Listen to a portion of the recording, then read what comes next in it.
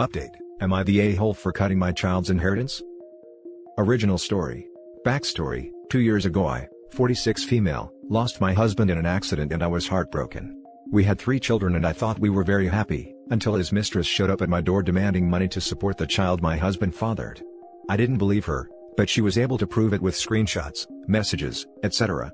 The image that I had of my husband was forever tainted, and he left me with the mess.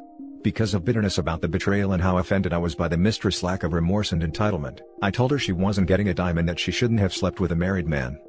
She kept harassing me, and when it wasn't going to work, she went to my husband's family to put pressure on me to give her what she wanted. She even tried to involve my children, leveraging her silence for money. I knew that once I gave her money she would come back, so I told them myself. My husband and I had high-paying jobs, lucrative investments, savings, and I got a sizable amount from the life insurance policy. I consulted a lawyer and while she could prove the affair, it didn't prove paternity, and since my husband wasn't on the birth certificate, nor could she produce that my husband acknowledged the child, she had no case.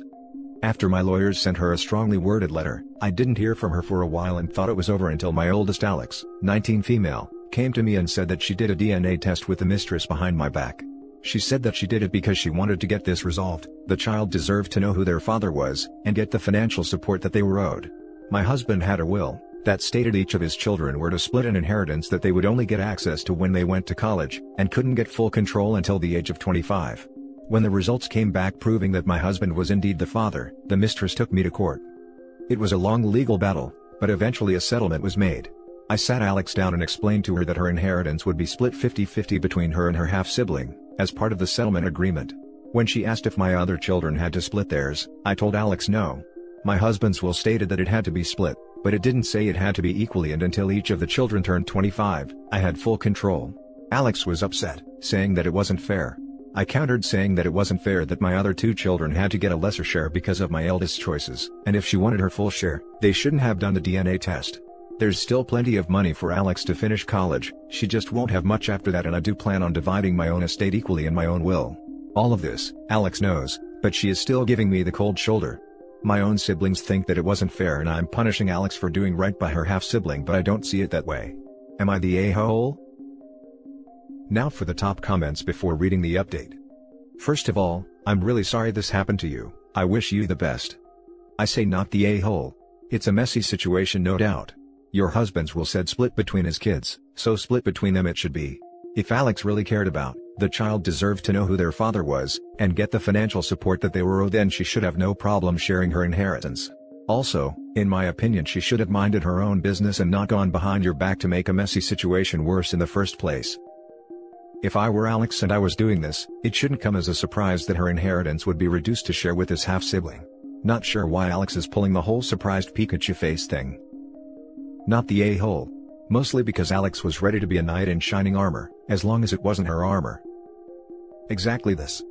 Alex didn't care about the effects will have on anyone else until it affected her. Added to add, until it affected only her. I think this is an important distinction to make. Not the a-hole. I've been in Alex's place, except my dad is unfortunately alive, and I could never imagine betraying my mother over my dad, who can't keep it in his pants. Well, there is another child to consider here as well. It's not like Alex is taking dad's side against mom. She's just trying to help out the kid, and that's not in itself a bad thing to do. Little update from the poster. Thank you to everyone's responses. Even the ones calling me you're the a-hole, but based on a few frequent questions, comments and/or themes, I feel like I need to clarify some things. 1. Alex is my daughter, not my son. When I first started writing this, I wanted to leave gender out of it, in case it influenced people's judgment. But then I remembered that Reddit tends to prefer that age and gender get mentioned, so I added 19 female at the last minute. Hope that clears it up a little. 2. My other 2 children are Junior, 17 male, and Sam, 14 female. The half-sibling is now 5. 3. When my husband drafted the will, 10 years ago, he initially named just our children, but a friend of ours had an oops baby, so he changed it to be just his children, in case we had another one. At least that's what he told me. 4. After the mistress threatened to tell my children and I decided to tell them. I sat them all down and explained the situation. They were understandably devastated and asked if they really had another sibling. I told them that I didn't know and that if the mistress could prove it, she might get some money. I told them that if they wanted to know if they had a sibling or not, we could find out. but I made sure that they understood that their inheritance could be affected, and other people might come out claiming the same thing and get more money. Initially all of my children said that they didn't want to have to deal with that, and so I did everything that I could to protect them, but I guess Alex had a change of heart. 5. Until the DNA test, I had no reason to believe that my husband's mistress was telling the truth and acted accordingly. I kept following my lawyer's advice, and if she wanted the money, the burden of proof was on her. 6. While some of you might think I'm the a-hole, please understand that my decision wasn't spiteful. If I really wanted to punish Alex, I would just tell her she wasn't getting any more money, since she already used some of it for her first year of college, so the guidelines of the will were technically already met.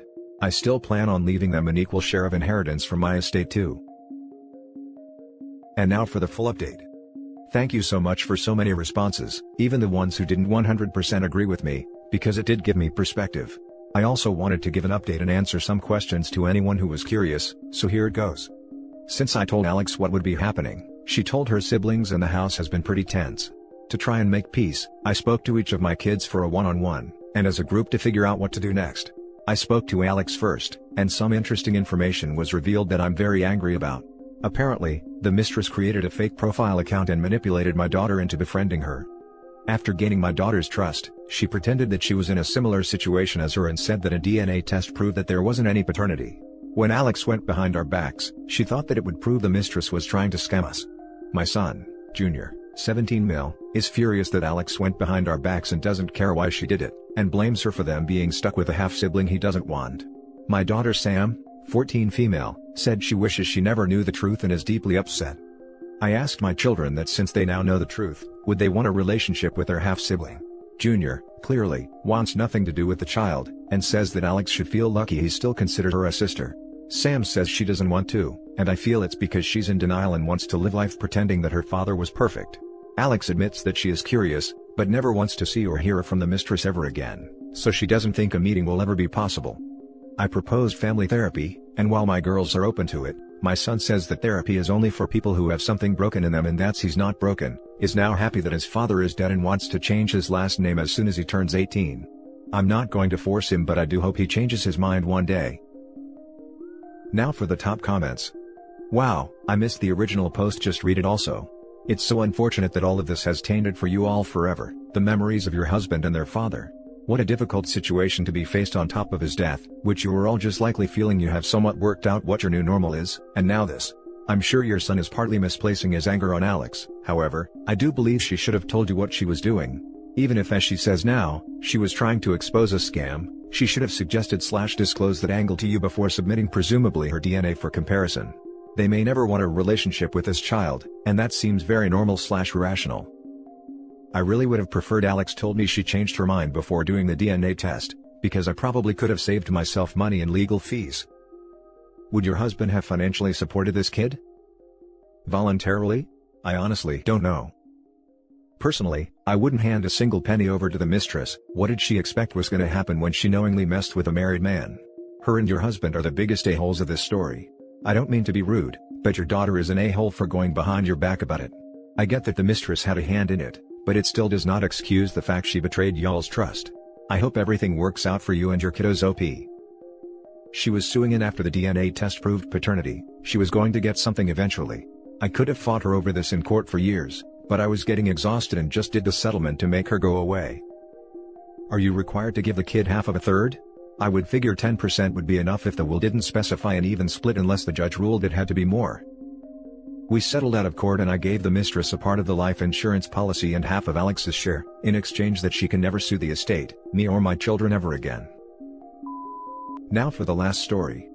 Am I the a-hole for going to my friend's wedding, even though her mom and dad, who is the father of my child, will be there?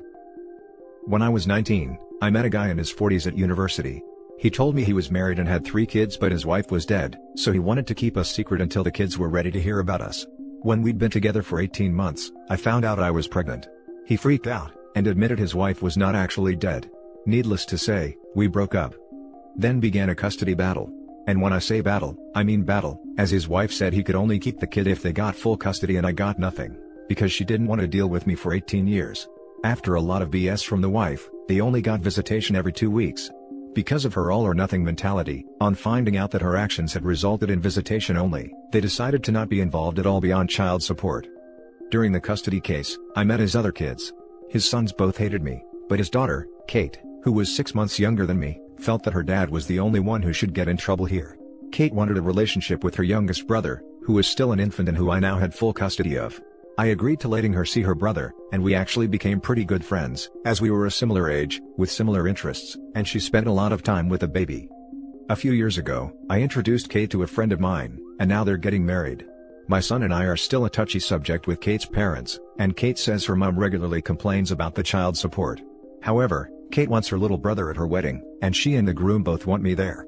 The wedding isn't until next summer, and the invites haven't even gone out yet, but she sorted out her guest list and me and my son, who is now 6, are both on it.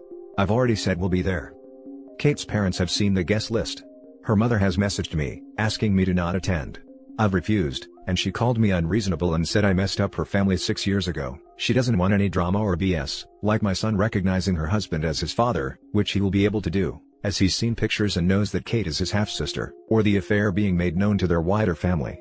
She also doesn't like my friendship with Kate, and has said that she doesn't want to see my face at Kate's wedding as I've humiliated her enough. My point of view is that Kate has asked me to be there. I'm friends with Kate and her soon-to-be husband, and my son is already excited to go, plus it's not like I'm going to take the microphone and go, "Attention. My 6-year-old is the bastard child of the bride's father. Cheers to the bride and groom." Plus, I don't have a problem with them being there, despite the stunts the wife pulled when we were sorting custody, so if they're the ones putting their foot down, I feel they should be the ones to not go. I talked to my roommate about it, and the roommate said that while she's a witch, I did bet her husband, and I'd be bringing his child to the wedding. Am I the a-hole for still wanting to go, despite Kate's mother telling me not to? Not the a-hole. Your roommate is off base by saying you F her husband. He told you his wife was dead, and you didn't learn she wasn't until you got pregnant.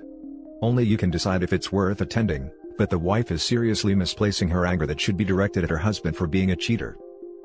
Yes. I hate when people blame the other women who didn't even know she was the other woman. It's not like she intentionally wrecked a home.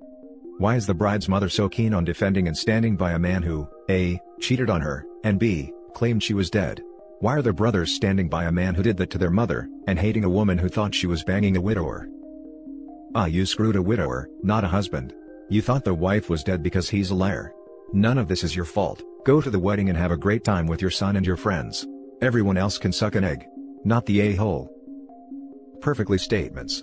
His lies and the wife's lack of respect for herself do not constitute a good enough reason for OP not to attend. If you don't take your butt to that wedding, and screw both the husband and the wife, that a-hole knew what he was doing, and has the one that messed up. His daughter is right, he should be in trouble, not you. Tell them to kick rocks and blow bubbles. At the end of the day you would be hurting the bride and groom who are your friends. If the wedding is ruined, it'll be due to them being a-holes. You better take your cute butt to the wedding, support your friends, and allow karma to take over. If his family finds out he's a cheater, he deserves it. And before I forget, not the a-hole. Not the a-hole. The real a-hole here is Kate's dad, with his wife in second place for taking out her totally justifiable anger about her husband's infidelity on you. I'd talk to Kate.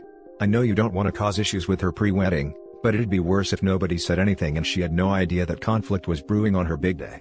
What if her mom caused a scene? Tell her that you are excited to come and bring your son, but let her know that her mom is upset about this so that she's prepared for any drama. The priority is to make sure she's happy at her wedding, not to cater to her cheating dad. You're a good mom and a good friend. And that's it for this video guys. If you have thoughts to share, leave a comment below. Don't forget to hit like and subscribe if you like this content. Turn the notification on to get updated on my latest posts. I'll catch you in the next one. Good day everyone.